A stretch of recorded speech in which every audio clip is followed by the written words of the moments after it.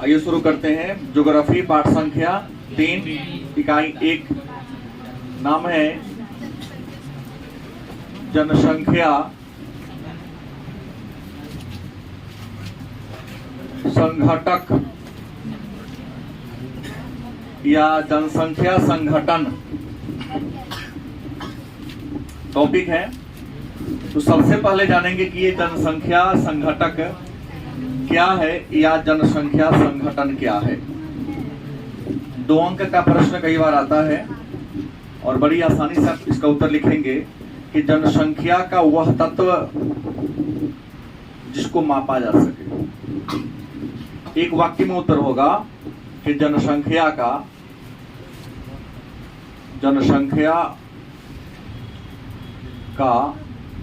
वह तत्व जिसे क्या किया जा सके, मापा जा सके, क्या कहलाता है। दूसरे शब्दों में किसी भी देश के जनसंख्या के विशेषता को बताने वाला जो तत्व होता है उसी को हम जनसंख्या संघटक के नाम से, किसी देश के जनसंख्या की विशेषता को बताने वाला जो तत्व होता है, जो कारक होता है, उसको हम जनसंख्या संघटक या आसान शब्दों में जनसंख्या का वह तत्व जिसे मापा जा सके जनसंख्या संघटक कहलाता है। 2 बात हमने कहा, जनसंख्या के विशेषता को बताने वाला तत्व, जनसंख्या का वह तत्व जिसे क्या कहलाता है, जनसंख्या संघटक कहलाता है। और पिछले क्लास में हमने कहा था कि जनसंख्या क्या है, नहीं, किस देश में जनसंख्या ज्यादा है, जनसंख्या घनत्व ज्यादा है, कहीं जनसंख्या के ज्यादा होने का या कम होने का रीजन क्या है, वजह क्या है, इन सारे कारकों के बारे में हम लोगों ने चर्चा किया था। तो जनसंख्या का वह तत्व जिसे मापा जा सके जनसंख्या संघटक कहलाता है। और जनसंख्या संघटक में हमें पढ़ना क्या है, तो सबसे पहले पढ़ना है हमको लिंग अनुपात। क्या पढ़ना है, लिंग अनुपात को पढ़ना है। दूसरा हमें क्या पढ़ना है, दूसरा पढ़ना आयु संरचना, आयु संरचना। तीसरा क्या पढ़ना है, आयु लिंग पिरामिड। क्या आयु लिंग पिरामिड, इसी को हम जनसंख्या पिरामिड भी कहते हैं। चौथा साक्षरता, 5वां व्यवसायिक संगठन, यही ना है, व्यवसायिक संगठन या व्यवसायिक संरचना, कोई बात नहीं है, शब्दों का हिसाब रखिए थोड़ा सा, कई अर्थ होते हैं। इन 5 टॉपिक को इसमें पढ़ना है। तो सबसे पहला हम टॉपिक क्या लेंगे कि लिंग अनुपात क्या है, या लिंग अनुपात से, तो लिंग अनुपात कहे तब या लिंगानुपात कहे तब, दोनों में कोई डिफरेंस, कोई अंतर नहीं है। तो लिंग अनुपात का परिभाषा मैं इंडिया के रेस्पेक्ट में आपको देने जा रहा हूं। प्रति 1000 पुरुषों पर महिलाओं की कुल संख्या, महिलाओं की, ये परिभाषा इंडिया के रेस्पेक्ट में है। हालांकि अमेरिका में इसका परिभाषा मैंने यह कहा पहले पुरुष फिर बाद में महिला, लेकिन 1000 है, अमेरिका में 100 पर गिनता है कि प्रति 100 महिलाओं पर पुरुषों की संख्या। बात वही होता है, कोई 1000 पर काउंट कर लिया तो कोई कम पर काउंट किया। तो लिंग अनुपात क्या है, तो प्रति 1000 पुरुषों पर महिलाओं के कुल संख्या को हम क्या कहेंगे, लिंग अनुपात के नाम से। मतलब किसी देश के जनसंख्या में महिला और पुरुष के अनुपात को या प्रतिशत को दिखाने वाला या बताने वाला जो कारक होता है, जो तत्व होता है, उसी को क्या कहते हैं। उम्मीद समझ में आई होगी। बात वही हुआ दोनों सेम कि प्रति 1000 पुरुषों पर महिलाओं के कुल संख्या को या इसी को चेंज कर दिया जाए तो क्या होगा, किसी देश में स्त्री और पुरुष के अनुपात को बताने वाला, अनुपात को दिखाने वाला जो तत्व है या प्रतिशत को बताने वाला जो तत्व है, उसी तत्व को हम क्या कहते हैं, लिंगानुपात के नाम से। अब प्रश्न है, जनसंख्या में लिंग अनुपात को अलग अलग देशों में अलग अलग तरीके से बताया जाता है। जैसे अगर हम रूस की बात करें, कहाँ की बात करें, रूस में, तो अब भारत की जैसा ही परिभाषा है, कहता है कि कुल जनसंख्या में पुरुष और महिला के अनुपात को लिंग अनुपात कहते हैं। ऐसा डेफिनेशन किसका है, रूस का है। लेकिन अमेरिका का अगर परिभाषा ले ले, किसका, अमेरिका का अगर परिभाषा ले ले तो अमेरिका में कहता है कि 100 महिलाओं पर किसकी संख्या, पुरुषों की। बात तो ही हो गया, हमने पहले ही कहा, चाहे महिला ले या पुरुष ले लो, होगा तो या तो 1000 पर होगा, नहीं तो क्या होगा, परिभाषा तो ही होगा कि किसी देश की जनसंख्या में महिला और पुरुष का अनुपात या प्रतिशत बताने वाला जो तत्व होता है, बताने वाला जो कारक होता है, उसी को हम क्या कहते हैं। चूंकि अमेरिका ने 100 वाला अनुपात को अपनाया, तो विश्व का एक अंतरराष्ट्रीय संगठन है यूएनओ, यूनाइटेड नेशन ऑर्गेनाइजेशन, इसने भी कह दिया परिभाषा में कि प्रति 100 महिलाओं पर पुरुषों की संख्या को लिंगानुपात कहते हैं। मतलब अमेरिका के परिभाषा को यूएनओ ने क्या किया, स्वीकार किया। भारत वाला 1000 पर है, अमेरिका वाला कितना है। अब सवाल है, संसार की बात तो 2011 की जनगणना को यदि हम आधार मान ले, कब की, तो 101 पुरुष पर कितना, 100 महिला है।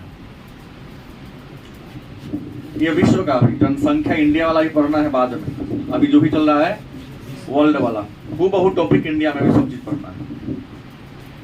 प्रति 101 पुरुष पर 100 महिला, ऐसा 2011 का जनगणना का अनुपात है, वर्ल्ड के रेस्पेक्ट में है। लेकिन अलग अलग देश का लिंगानुपात क्या है, अलग अलग है। जैसे अगर लिंगानुपात में बात करें, लिंग अनुपात की बात करें, दो बातें होंगी, या तो ज्यादा लिंगानुपात वाला देश होगा, नहीं तो क्या होगा, लिंगानुपात के आधार पर संसार के देशों को, हालांकि हम बड़े छोटे का अनुमान करेंगे, मध्य वाला को लेकर चलेंगे तो बहुत परेशानी हो जाएगी। तो विश्व में सबसे ज्यादा लिंगानुपात वाला देश की अगर बात करते हैं तो नंबर 1 देता है किसका, नेपाल का। गलत सही, पुस्तक आपके हाथ में भी होगा। सर्वाधिक लिंगानुपात मतलब वह कौन सा देश है जहां पुरुष से बहुत ज्यादा महिला है, कौन है, कितना दिया है, 1100। मतलब नेपाल में 1000 पुरुष पर 1193 को महिला है। नहीं है तुम ना, इंडिया में एकदम बिहार में जाकर भी आ रहा, जाकर नेपाल से करके चला, लेकिन कलोल बकलोल सब है, नेपाल उधार कर देता सब। क्यों, गलती की सही।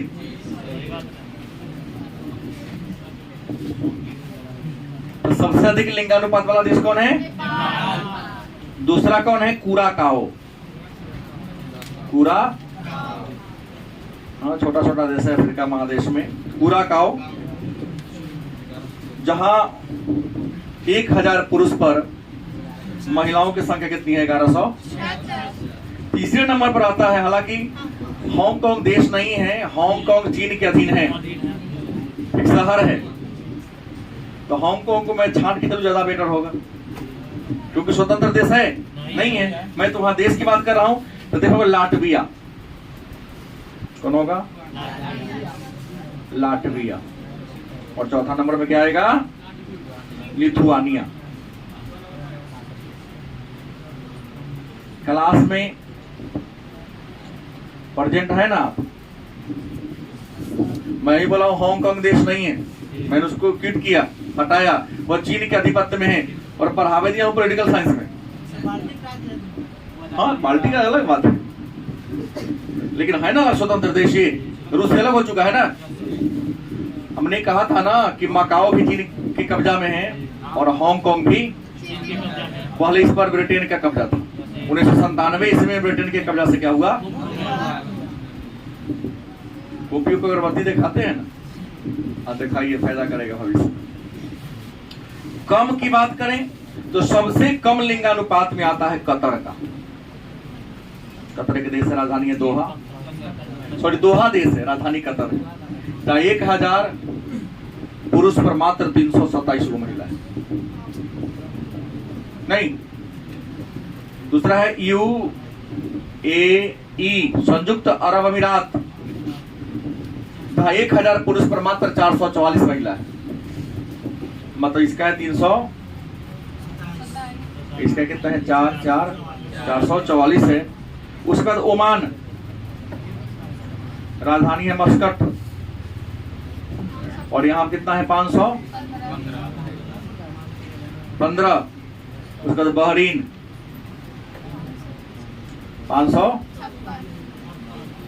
और चौथा में मालदीव आता है जो भारत के बगल में है, तो डूबने वाला है 30 तक, 500। तो उम्मीद है इस बात को समझ गए आप लोग। लिंग अनुपात क्या है, किसी छात्र को समझने में दिक्कत है? अब मन में एक प्रश्न होगा, इसलिए लिंग अनुपात को प्रभावित करने वाला कारक कौन कौन है? लिंग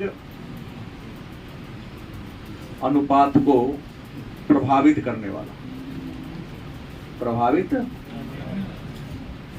वाला कारक। मतलब कहीं किसी देश में लिंग अनुपात देखो नेपाल में ज्यादा है और आप देख रहे हैं कतर में सबसे कम है।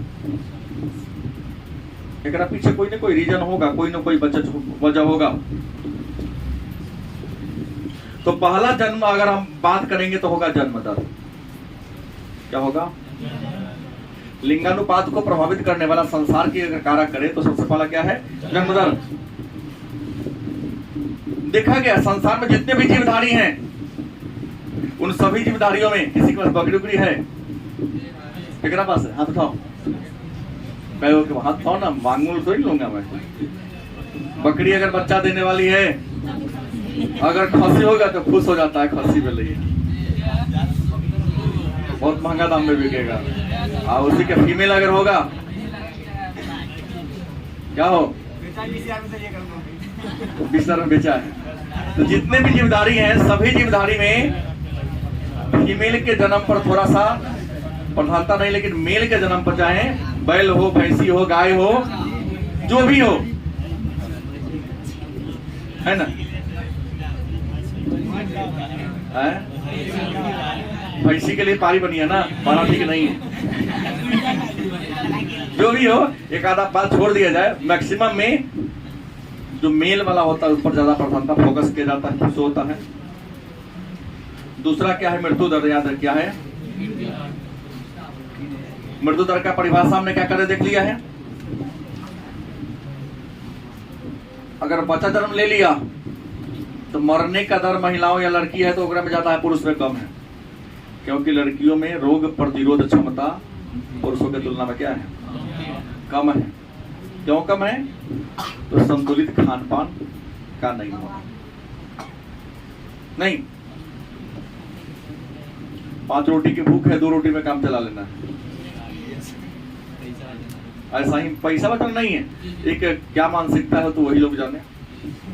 तो जितना प्रतिरोध क्षमता पुरुषों में है उतना बीमारी से लड़ने के समर्थ पुरुषों में जितना उतना महिलाओं में या लड़कियों में क्या है? तो मृत्यु दर भी उसकी ज्यादा है।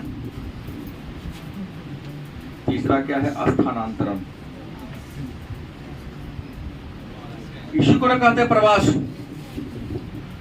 लिंगानुपात को प्रवास में असंतुलित कर रहा है। जाके देखो गांव में लिंगानुपात, लड़की की आबादी बहुत कम देखेंगे, शहर में बहुत ज्यादा हो गया।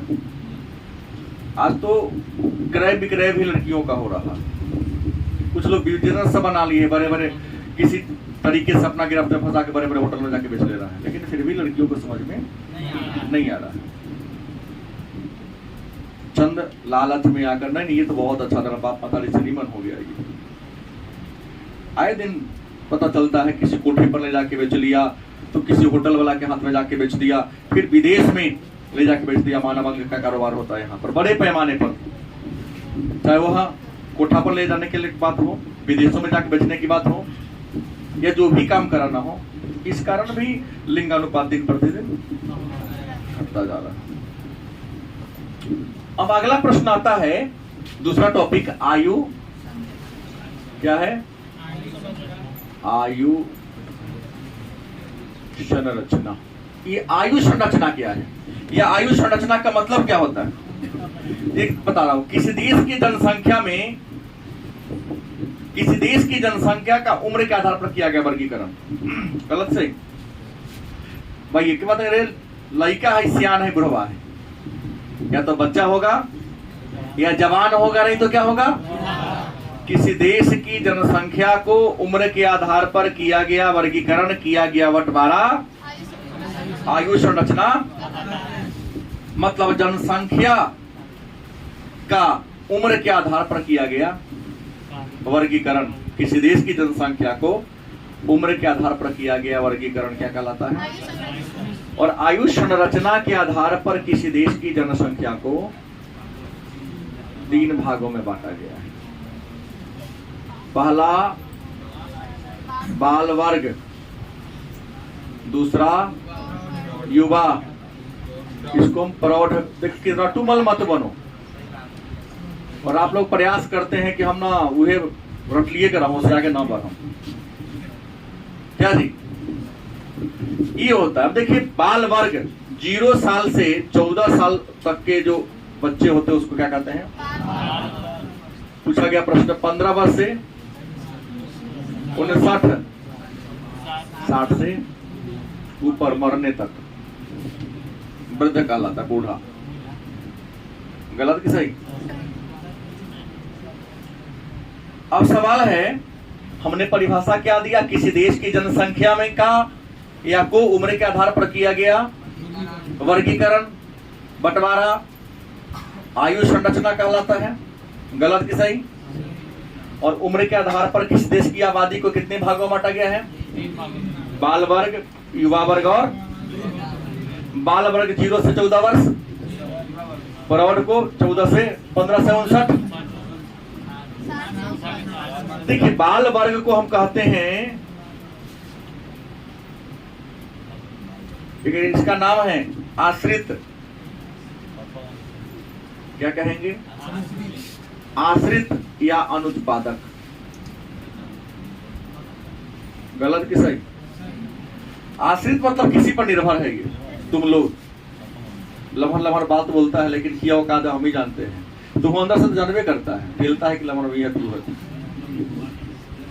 क्या सुमन? क्योंकि तुम में से सभी अपने पापा पर क्या हो? आश्रित इसलिए कह दिया कि आप लोग अपने सभी जरूरतों को पूरा करने के लिए अपने माता पिता पर निर्भर हो। तो 0 से 14 साल को जनसंख्या को क्या कहेंगे? आश्रित। आप लोग कमाते हैं बिट्टू को छोड़ के, वो बिट्टू अजित साइड हो जाएगा तो यो नहीं कमा पाएगा। कमाता है, करते हैं, नहीं कमाता। देखना पहले बोल बिट्टू शर्मा नहीं चलेगा, ये कमाता है, हुनर है इसके पास। आप लोगों को तो मोबाइल चलाने के अलावा समय मिलता है। तो सुबह में पता चला कि ईटा उटा ढोया है बढ़िया, अपनी बार पानी नहीं पटाया है, यादव जी बाकी को मेहनत किया ना। इस क्लास में मैं ठीक चिक देख चोर काम चोर का मैं नाम खड़ा करा दूंगा। कला बेइज्जती करवाओगे मंगनी में, अपना घर में तो, लेकिन कुछ ऐसे महापुरुष जो अपने घर में भी काम, ये बात तू भी जानता है, सब जानता है। तो हमने कहा अनुत्पादक। क्या आप लोग उत्पादक है? नहीं है, एक आध को है, बाकी लोग उत्पादक, अनुत्पादक। दूसरा क्या है? युवा, प्रौढ़। आप लोग के पिताजी उस श्रेणी में आते हैं, मैं उस श्रेणी में आता हूं। कमाते हैं, अनाज पैदा करते हैं, सामान को बनाते हैं। भाई कोई युवा लेकिन करता है ना, इसको कहेंगे कार्यशील। क्या कहेंगे? अच्छा, कार्यशील को उत्पादक कह दूं। और 60 से ऊपर सरकारों पेंशन देना शुरू कर देती है, तो यह भी क्या हो जाएगा? आश्रित या अनुत्पादक। तो किसी देश की जनसंख्या को उम्र के आधार पर किया गया वर्गीकरण क्या कहलाता है? आयु संरचना के आधार पर किसी देश की जनसंख्या को कितने भाग में बांटा गया है? कितने भाग में? 3 भाग में बांटा गया है। पहला है बाल वर्ग, युवा वर्ग और पूछेगा आयु संरचना की उदाहरण व्याख्या करें। अब सब बात केस में फिर दिया जा सकता है, तो आपको अपना बुद्धि लगाना है। सब चीज तो बता ही रहा हूं। तो अनुत्पादक जनसंख्या किसे कहते हैं, या आश्रित जनसंख्या किसे कहते हैं? जनसंख्या का वह हिस्सा जो अपने जरूरतों को पूरा करने के लिए किसी दूसरे पर क्या हो? निर्भर हो, आश्रित हो। क्या कहेंगे? या देश के उत्पादन कार्य में उसका कोई योगदान नहीं हो, तो उसको हम क्या कहेंगे? अनुत्पादक जनसंख्या। गलत कि सही? परिभाषा तो आसान है अगर शब्द को समझते हैं तो। अब कहेंगे सर आयु संरचना की इंपोर्टेंस क्या है, महत्व क्या है? तो किसी देश के जनसंख्या में आयु संरचना का बड़ा ही महत्वपूर्ण स्थान। कहोगे काहे? तो महत्वपूर्ण स्थान इसलिए है कि जिस देश की जनसंख्या में बाल वर्ग की आबादी ज्यादा होगी, प्रौढ़ की कम होगी, याद रखिएगा वह देश विकासशील होगा, जल्दी विकसित ना होगा। बढ़ेगा आगे जरूर, विकसित होने में देर लगेगा, क्योंकि कमाने वाला कम है, खाए वाला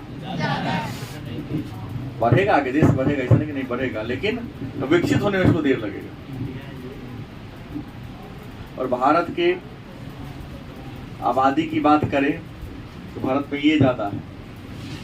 और जिस देश की आबादी में प्रौढ़ या युवा की आबादी जनसंख्या ज्यादा है, तो सब कमाई वाला होगा क्या? सब उत्पादन करेगा, तो वह देश बहुत तेज गति से आगे बढ़ेगा और उसको विकसित होने से कोई रोक आज न कल उसको विकसित होना तय है। और भारत की कुल जनसंख्या में युवा की आबादी ज्यादा, इसलिए विश्व का सबसे युवा देश, सबसे तीव्र गति से आगे बढ़ने वाला देश कौन है? भारत। विरुद्ध नहीं, यह भी आश्रित है, या इसकी आबादी ज्यादा होगी तो भले ही देश अभी तो आगे बढ़ गया हो, लेकिन बाद में धीरे धीरे डाउन होगा। जितना विकसित देश है वहां बूढ़ा ज्यादा है। तो कुछ देश जिनकी आबादी घट रही है, जर्मनी है, जापान है, ऑस्ट्रेलिया है, अमेरिका है। मैं आप बता दूं, तुम्हारा विवाह करने का उम्र हो गया है, अमेरिका में रहते हो, विवाह तो नहीं कर, तुमको टैक्स देना पड़ेगा। तो जितना ज्यादा बच्चा पैदा करता है अमेरिका में, सरकार उसको वैसी सुविधा देती है। जिसको नहीं बच्चा पैदा करता है, सरकार उसको जबरदस्ती टैक्स लगाती है, क्योंकि आबादी दिन पर दिन उसकी घटती जा रही है।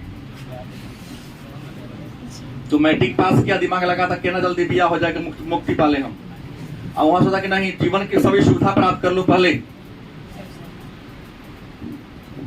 दोनों में डिफरेंस है। हमारे इंडियन की गरीबी के प्रति सोच हमारी गरीबी है। तुम पहले बीवी बाद में टीवी खोजते हो, पहले वहां टीवी खोजता है,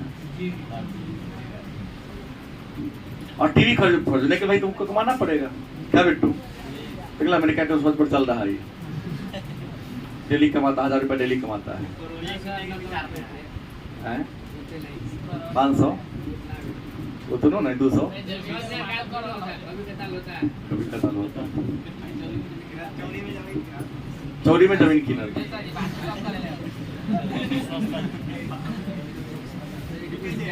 अच्छा खरीदना तो सबको मिठाई खिला दे। नरेंद्र मोदी फेल है सबके साथ। हम तो कम फेंकते हैं, इतना ज्यादा फेंक लेता है। कड़ी बात को समझ गए? महत्व की बात है कि भाई देखेंगे ये ज्यादा होगा, ये ज्यादा होगा, उत्पादन कम होगा, ये ज्यादा होगा, देश बहुत आगे बढ़ेगा। अब एक और प्रश्न आता है, लिंग संघटक क्या है? लिंग संघटक, इसी को आप लोगों ने कहा आयु लिंग पिरामिड। लिंग संघटक का अन्य नाम क्या है? आयु लिंग। देखो पिरामिड है क्या? तो ये परंपरा यूनान की है, मिस्र की है। प्राचीन काल में वहां पर जब कोई व्यक्ति मर जाता था, कोई बड़े लोग मर जाते थे, राजा महाराजा मर जाते थे, तो उनके लाश को एक बक्सा में, संदूक में क्या कर देता, बंद कर देता था, बंद करके मिट्टी में गाड़ देता था। उसी को बड़ा ऊंचा सा बिल्डिंग का निर्माण करता था, उसी बिल्डिंग को पिरामिड का। राइट या रॉन्ग? बोलो ना, सही बात है। मिस्र में या यूनान में जब लोग मर जाते थे, राजा महाराजा, तो उनके शरीर में एक विशेष प्रकार का लेप लगा देता था, कपड़ा लपेट देता था, संदूक में रखकर मिट्टी में क्या कर देता था, और उसके ऊपर ऊंचे ऊंचे भवन का निर्माण करता था। उसी को कहते हैं पिरामिड। की आकृति कैसी है? तो नीचे क्या होगी, उसका जो आधार होगा चौड़ा होगा,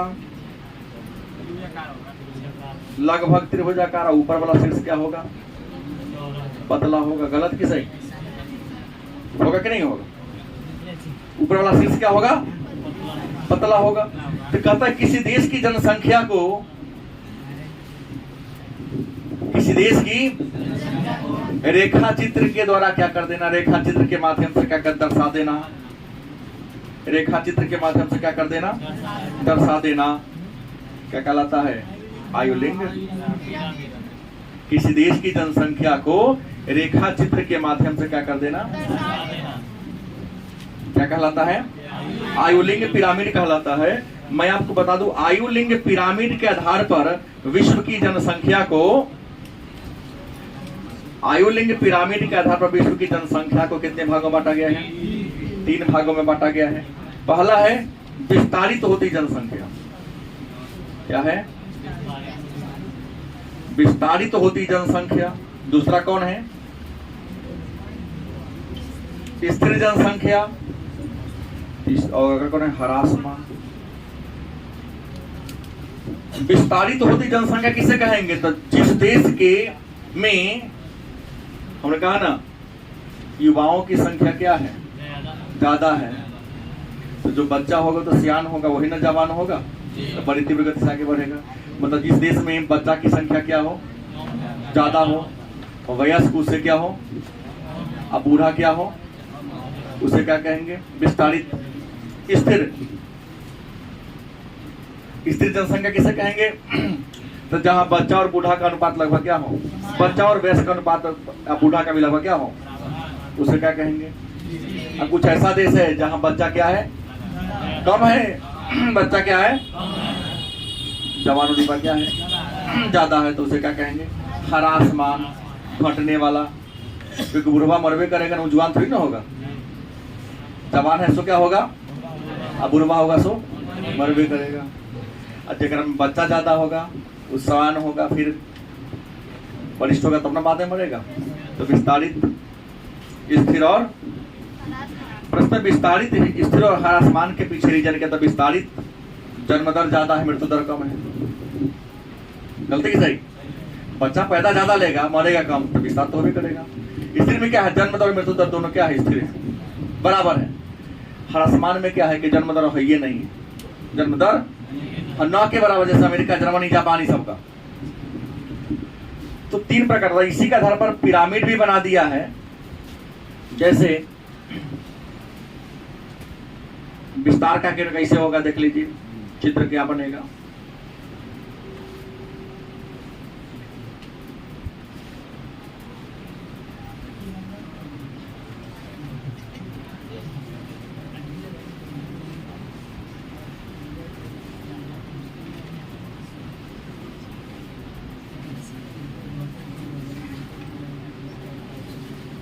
भाई चित्र बनेगा तो नीचा तो ऑलरेडी जानिए रहे आप लोग, होशियार तरीका का ही है। कौन रहेगा? बच्चा बैठेगा। नीचा कौन बैठेगा? सियान होगा से कहा रहेगा, ऊपर है। अगर किस देश का जो पिरामिड ऐसा हो, गलती की सही, तो बच्चा कहाँ होगा? बालक नीचे होगा। जो वयस्क होगा कहाँ होगा? अब वृद्ध होगा कहाँ होगा? तो जिस देश का नीचे वाला हिस्सा क्या हो, चौड़ा हो, बीच वाला थोड़ा कम चौड़ा हो, उसके ऊपर वाला बहुत कम चौड़ा, इसको कहेंगे विस्तारित जनसंख्या। क्योंकक्योंकि आबादी में बच्चा ज्यादा है, बच्चे ना सारा पे चौड़ा होते चल जाएगा बात। गलत कि सही? दूसरा बात कहता है स्थिर की। दूसरा किसकी बात करता है? तो कुछ ऐसा भी देश है जिसका आयुलिक पिरामिड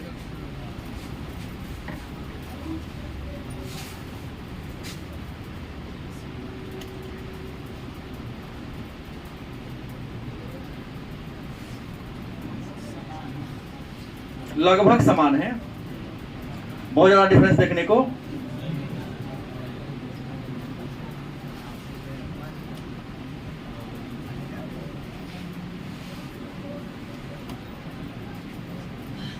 बहुत ज्यादा उतार चढ़ाव देखने को नहीं मिलता है। मतलब नीचे वाला भी ऊपर हिस्सा लगभग क्या है, बराबर है। इसे क्या कहेंगे हम, स्थिर जनसंख्या नहीं। और कुछ ऐसे देश हैं जहां ऊपर वाला हिस्सा क्या है, पतला है, और नीचे वाला हिस्सा क्या है, यह पतला है।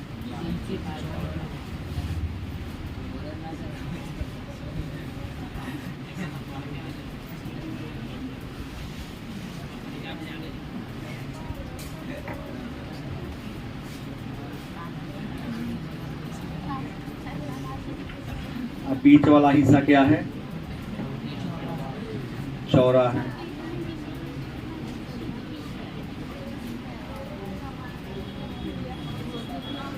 ऐसा भी पिरामिड किसी न किसी देश का बनेगा, जैसे हमने कहा ना, जापान, जर्मनी का, ऑस्ट्रेलिया का ऐसा पिरामिड बनेगा।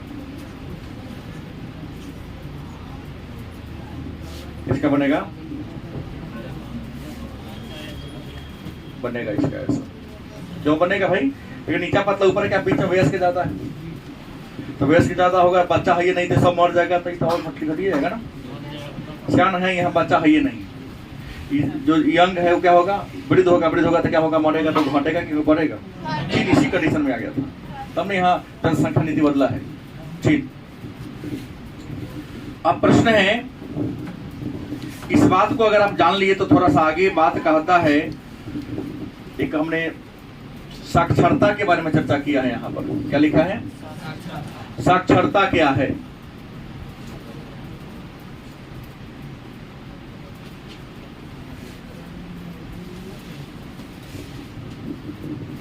किसी देश की कुल आबादी में पढ़े लिखे लोगों की संख्या को क्या कहते हैं, किसी देश के कुल आबादी में पढ़े लिखे लोगों की संख्या को। फिर साक्षर क्या है, तो वह व्यक्ति जो एक भाषा को पढ़ना और लिखना जानता है। जो व्यक्ति किसी एक भाषा को पढ़ना और लिखना जानता है उसे क्या कहेंगे, साक्षर। और किस देश के कुल जनसंख्या में पढ़े लिखे लोगों की प्रतिशत या अनुपात, उसे कहेंगे साक्षरता दर। याद रखेंगे, साक्षरता और साक्षरता दर में क्या है। साक्षर किसे कहते हैं, तो देश के कुल आबादी में वह व्यक्ति जो एक भाषा को पढ़ना और लिखना, उसे क्या कहेंगे, साक्षर। और देश के कुल जनसंख्या में पढ़े लिखे लोगों का प्रतिशत, पढ़े लिखे लोगों का अनुपात क्या कहलाता है। प्रश्न है, तो साक्षरता प्रभावित दर को प्रभावित करने वाला रीजन कौन है। तो याद रखिएगा, शिक्षा को प्रभावित करने वाला भी कारक है नंबर 1 में आपका सोसाइटी। क्या जी, सोसाइटी पढ़े लिखे लोगों का होगा, गारंटी है तुम भी पढ़ोगे। सोसाइटी पढ़ने वाला नहीं होगा, कुछ भी कर लो तुम नहीं पढ़ पाओगे। दूसरा, इकोनॉमी, पढ़ाई में खर्च होता है। गलत कि सही। जैसे मैं बार बार बोलता हूं कि तुम यहां पर पढ़ लोगे नहीं, सर ये है वो है, ये कर दीजिए, तो बस चपरासी से ऊपर तुम नहीं जा सकते, कभी भी नहीं जा सकते। क्योंकि ड्रेस खरीदना होता है, मोबाइल खरीदना, तो वहां गरीबी तुम्हारी होती है। गरीबी कहाँ दिखाते हो, एजुकेशन फी देने में, इस आगे दिखाते हो ना। तो जहां पर अच्छी शिक्षा प्राप्त करने जाओगे वहां तो फी भी अच्छी है। गलत कि सही। तो गरीब सोच किस लायक मैं अमीर बनूंगा। कोई गरीब रियल में पैसा से गरीब नहीं है, दिमाग से गरीब है। देखता हूं ना, गांव में अभी खेत बिकने वाला हो किसी का, फेंटा मान के फेंक आएगा। और जहाँ बेटा के बाद में बेटा चाहा कि इंजीनियरिंग पढ़ना है, छोड़ तो जितना पढ़ाई में खर्चा करो तुम्हें हम खरीद लोगे उतना, तो बेटा खेती करेगा, वो कलम नहीं चलाएगा। वो हम कह रहे बोलता तुम अपनी इनकम का पैसा, तुम्हारे फादर जिस क्षेत्र में इन्वेस्ट करते हैं, पहला पैसा, गलत सही, उसका बाल बच्चा भी उस क्षेत्र में आगे बढ़ेगा, विकास करेगा। कई बार बोला हूँ, डॉक्टर का बेटा डॉक्टर, इंजीनियर का बेटा इंजीनियर बनता है।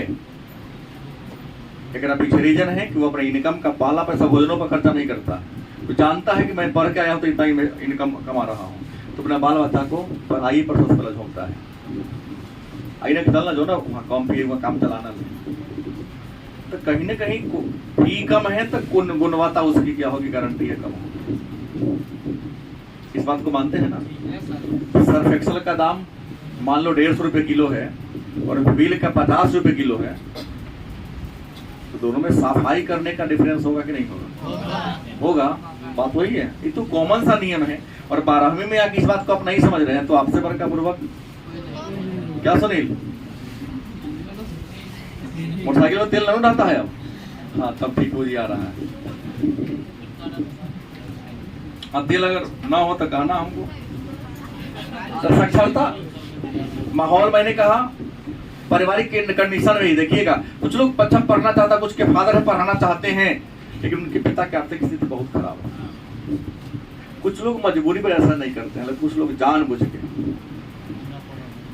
नहीं है सक्षम लेकिन पढ़ाना नहीं चाहता है। कुछ लोग सक्षम है ही नहीं लेकिन सक्षम नहीं है लेकिन फिर भी पढ़ा लेता है या पढ़ाने का कोशिश करता है, तो तरीका जो तो साक्षरता दर को प्रभावित है।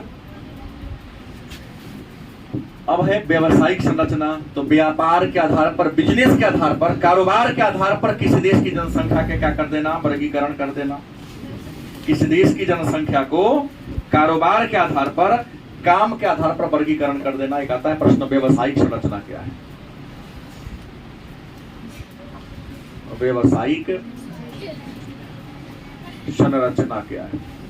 तो किसी देश की जनसंख्या को व्यवसाय के आधार पर, कारोबार के आधार पर, बिजनेस के आधार पर क्या कर देना, बंटवारा कर देना, विभाजन कर देना, क्या कहलाता है? व्यवसायिक संरचना कहलाता है। और व्यवसाय के आधार पर जनसंख्या के कितने वर्ग में बांटा गया है? 4। पहला कौन है? प्राथमिक क्षेत्र। नंबर 2 क्या है? द्वितीयक क्षेत्र। नंबर 3 क्या है? तृतीयक क्षेत्र। नंबर 4 क्या है? चतुर्थक क्षेत्र। तो किसी देश की जनसंख्या को, क्योंकि हर इंसान के कार्य करने की सामर्थ्य अलग अलग क्षेत्रों में होती है नहीं, तो काम के प्रकृति के आधार पर जनसंख्या को क्या भागों में? प्राथमिक क्षेत्र। तो खेती बाड़ी और खेती बाड़ी से जुड़ा हुआ जो भी क्रिया है उसको प्राथमिक क्षेत्र कहते हैं। आज जो उसमें काम करेगा उसको प्राथमिक क्षेत्र के लोग हैं। नहीं तो हमारे पापा क्या करते हैं? अच्छा कहो कि हमारे पिताजी प्राथमिक क्षेत्र में काम करते हैं, कला का वो खेती बाड़ी करते हैं। अच्छा शब्द हो गया। कमजोर होगा तो टेंशन में जिएगा ही। प्राथमिक क्षेत्र कौन आ गया? पशुपालन करना, ये करना थोड़ा सा लगता है कि थोड़ा डाउन वाला शब्द हो गया। प्राइमरी सेक्टर में हमारे पिताजी काम करते, वर्क करते हैं। बात तो सही आपने कहा, आप सामने वाला नहीं समझा, उसकी समस्या है ना। दूसरा, किसी निर्माण या विनिर्माण उद्योग, कारखाना जो लगाते हैं आप जो कारखाना लगाते हैं, खुद उद्योगपति हैं, बड़े बिजनेसमैन हैं आप, तो बिजनेसमैन के कार्य को हम क्या कहते हैं? खुद का कारोबार है तब, लेकिन उसमें काम करोगे तो तुम तृतीय क्षेत्र में चल जाओगे। कारखाना तुम खुद लगा रहे हो, सामान का निर्माण करवा रहे हो, तो तुम्हारा काम क्या होगा? द्वितीय क्षेत्र। निर्माण और विनिर्माण उद्योग को क्या कहते हैं? लेकिन कारखाना में काम करेगा वो होगा द्वितीय क्षेत्र में, तो गलत। वो नौकरी कर रहा है ना, वो क्या कर रहा है? वो सरकारी हो चाहे प्राइवेट मतलब नहीं, लेकिन है तो नौकरी है।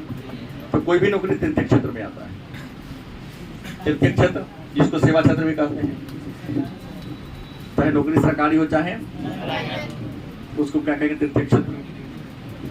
सेवा क्षेत्र इसको कहते हैं। सेवा कई प्रकार का होता है। एक सरकारी सेवा वाले, सरकारी सेवा किसे कहेंगे? तो काम के बदले में पैसा कौन दे? क्या कहोगे?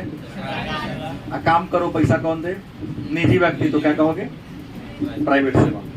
और चतुर्थ क्रियाकलाप क्या है?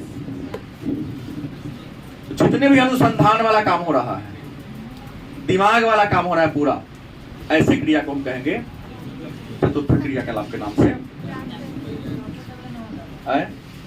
मैं आगे बताऊंगा, पंचम क्रिया तक ले गया, हाँ तृतीय तक, तो वहां की उम्र कम था ना। रिसर्च अनुसंधान से जुड़ा हुआ जो काम है, जो नया नया रिसर्च हो रहा है, बढ़ता जा रहा है, उनके काम को कहाँ रखा जाएगा? तब चतुर्थ क्षेत्र में आ जाएगा। पंचम क्षेत्र आ गया, जो इससे और आगे चला जाता है, जो कितना चंद्रयान 3 गया है, उस सब के काम को पंचम कहते हैं। उच्च दिमाग वाला काम है, जहाँ तुम सोचना बंद कर दो वहां सोचना शुरू करता, तो पंचम काम में आ जाएगा। अब है एक और छठा नंबर टॉपिक है ग्रामीण नगरीय अनुपात। तो ग्रामीण नगरीय अनुपात क्या है? तो बड़ी आसान सा उत्तर है, किसी देश की जनसंख्या का जो हिस्सा गांव में रहता है, किसी देश की जनसंख्या का जितना हिस्सा गांव में रहता है उसे ग्रामीण जनसंख्या कहेंगे, और किसी देश के जनसंख्या का जो हिस्सा नगर या शहर में रहता है उसे क्या कहेंगे? नगरीय जनसंख्या के नाम से जानते हैं। संसार की बात करते हैं तो संसार का एवरेज, संसार के कितने प्रतिशत लोग नगर में रहते हैं, तो संसार में धनिक और गरीब 2 प्रकार के देश हैं। गलत कि सही? तो धनी देश और गरीब देश की बात बाद में चले, अगर एवरेज की बात करें तो संसार के 55% लोग नगर में रहते हैं और 45% लोग गांव में रहते हैं। तो संसार में नगरीकरण का प्रतिशत कितना है? 55, ग्रामीण का। लेकिन वहीं अमीर और गरीब देश की बात करें तो अमीर देश का 79% और गरीब देश का लगभग 50% लोग कहाँ रहते हैं? नगर में रहते हैं। भारत की बात करोगे तो पढ़ाऊंगा, भारत में तो कम है, मात्र 31.2% लोग रहते हैं। लेकिन मन में एक प्रश्न होगा कि सर सबसे ज्यादा नगरीकरण कौन देश में? तो सबसे ज्यादा नगरीकरण की बात करेंगे तो देश है जापान। कौन है? जापान का 92% लोग कहाँ रहते हैं? नगर में या शहर में रहते हैं। तो ये है टॉपिक संख्या आपका 3, जनसंख्या के संगठन। थोड़ा है तो आसान ही नहीं, समझ में आया होगा।